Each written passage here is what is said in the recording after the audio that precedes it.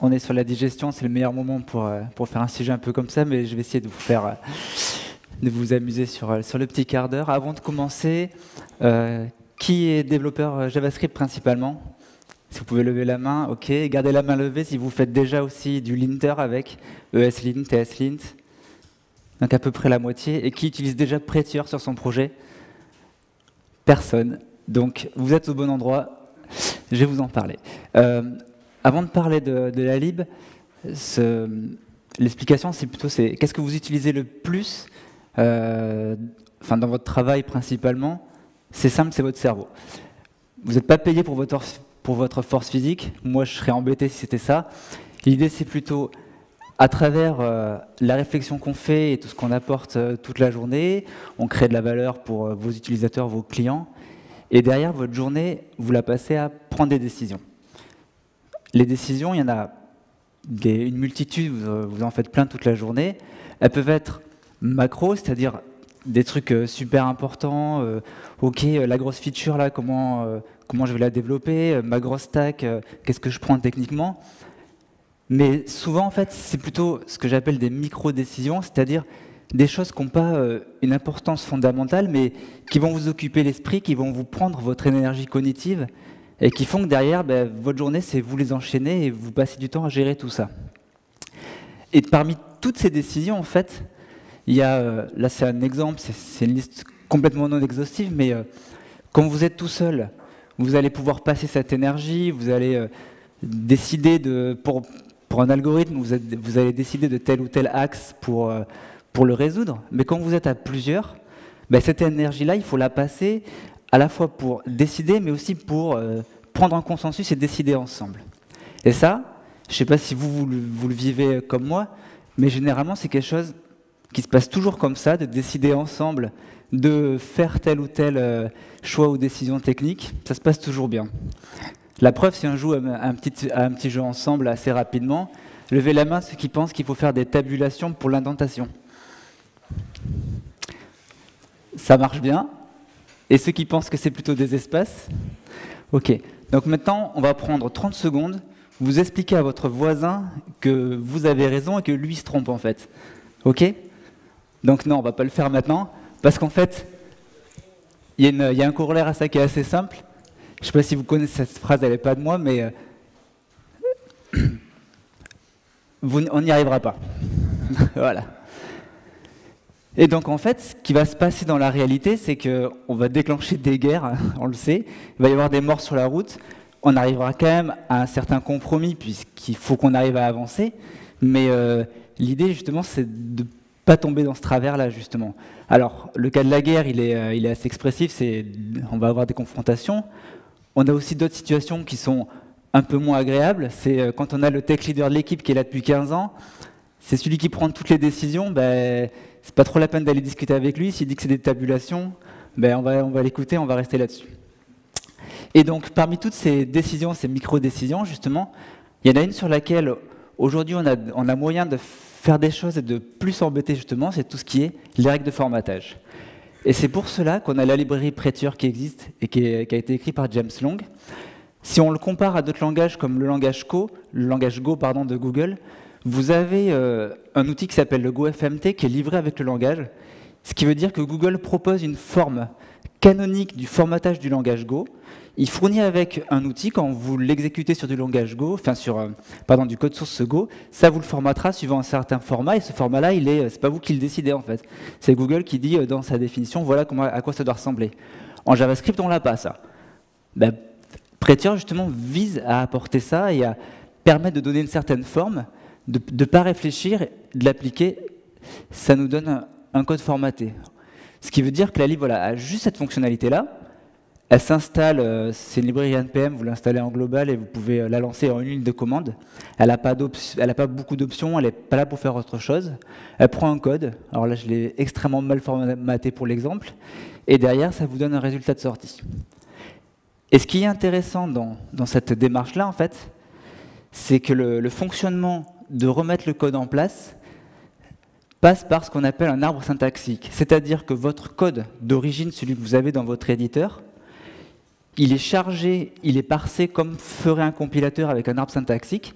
Donc les instructions, les variables, tous les caractères que vous trouvez en fait est remonté dans un arbre qui a cette forme-là. Et de cet arbre, en fait, on génère le code de sortie. Donc là, déjà, ce qu'on doit comprendre, c'est que le format d'origine dans lequel se trouve votre code n'est pas réutilisé, il est complètement oublié, et on vient juste écrire l'entièreté du code à partir de l'arbre et non plus à partir du code d'origine.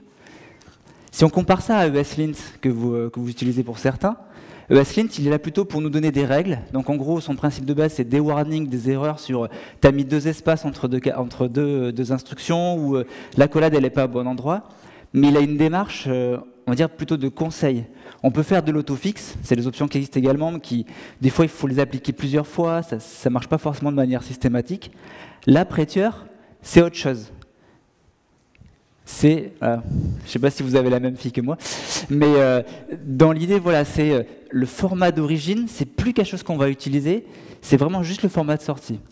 Une autre façon de voir également le fait de jeter ce format d'entrée-là, c'est que Prettier a transformé ma façon d'écrire du code, dans le sens où maintenant, je ne vais pas réfléchir au moment où je l'écris à respecter une certaine indentation ou un certain respect de la longueur de colonne ou de comment je vais mettre mes lignes. Juste, je vais taper, et je sais qu'au moment où je sauvegarde dans l'IDE, avec l'option qui va bien pour lancer Prettier automatiquement, ben ça va venir me formater mon code quand je fais le CTRL-S. Voilà. Et ça, c'est vraiment quelque chose qui vient changer notre façon de coder, de prendre ce fameux effort cognitif dont je parlais tout à l'heure. On n'en veut plus, quoi. C'est juste, on écrit, on sauvegarde, c'est bon, c'est formaté directement. Voilà. Donc l'idée, c'est vraiment se concentrer sur ce que vous produisez et non plus comment vous le produisez. La librairie en elle-même, Prettier, elle a vraiment un succès qui est massif, c'est-à-dire qu'elle a moins d'1 an, début janvier, la première release alpha, on est déjà à plus d'1 million de téléchargements sur le mois dernier, et ça continue, quoi. Massivement utilisé, donc derrière c'est sponsorisé par des gens comme Facebook qui l'ont mis donc sur React, et Yarn, etc. sont également passés dessus, et enfin, chaque jour on peut voir des gens qui annoncent l'utiliser. Et donc derrière, la première version qui a été faite de Prettier, il n'y avait aucune option de configuration. Ça veut dire que le choix de où on place l'accolade, de la taille de colonne et tout, James Long, il avait une idée là-dessus, il a dit « Ok, c'est comme ça que ça marche, vous réfléchissez pas ». Et encore une fois, on est content de ça. On ne veut plus réfléchir à comment on formate, on veut pas en discuter avec l'équipe. Il y a une option, c'est comme ça, on n'y touche plus. Avec le temps, ils se sont quand même aperçus qu'il y a des choses qui sont très très segmentantes, et cet exemple-là des tabulations espace, des fois on a quand même envie d'avoir un certain avis là-dessus. Donc il existe cette option dans l'outil qui vous permet de dire « Ok, moi je veux que les cotes, ça soit des doubles cotes ou des simples cotes, ou je veux les points-virgules à la fin des lignes ».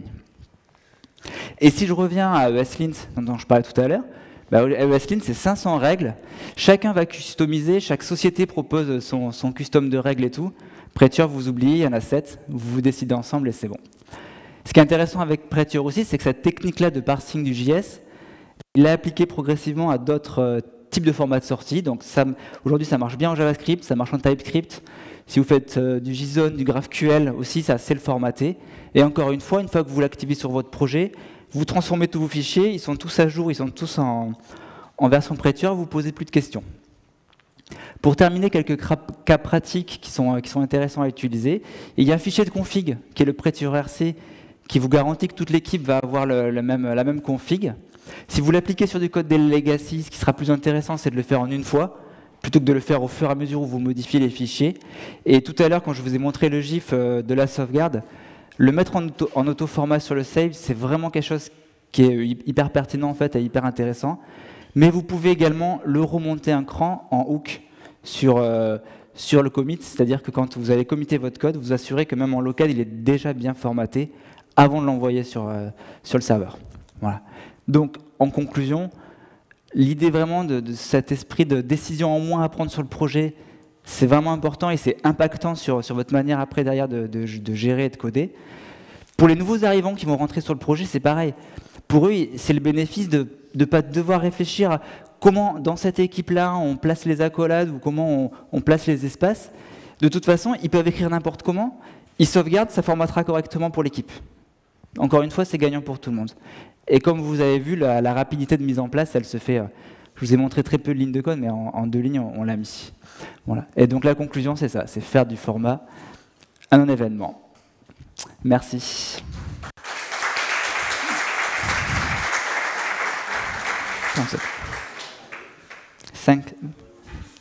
On a un petit peu de temps pour des questions, si vous voulez. Est-ce qu'il y a des questions? 2, 3. Bon, donc tout le monde va l'utiliser, ça fait plaisir. Du coup, mettez des gommettes en sortant, s'il vous plaît, pour noter les différents talks. Merci.